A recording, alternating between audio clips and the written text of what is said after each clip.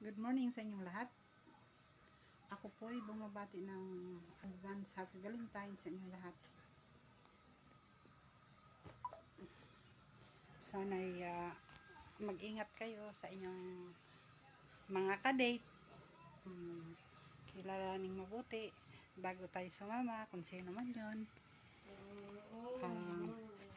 Pagpadalos-dalos, porket nakilala mo sa FB, nagkagaanan kayo ng loob, hindi tama yon.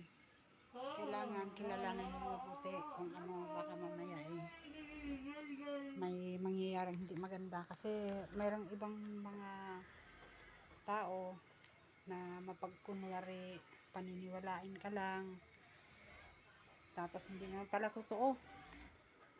Dahil mayroon siyang pakay sa'yo. Totoo yun. Lalo na ngayon, dumadami ang mga scammer. So, mag-iingat talaga tayo. Huwag tayo basta-basta sumama. Diba?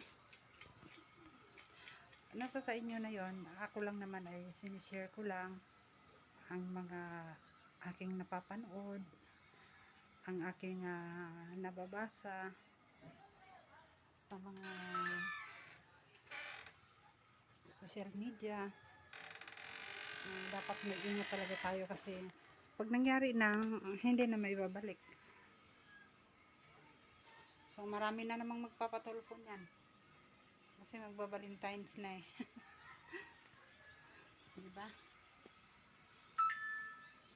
Ako naman, paisi-isi lang ako, hindi na ako bumalik sa abroad. Okay lang. Okay na ako. Ganito lang ako. Basta hindi ko na pwede iwanan ng anak ko ng matagal.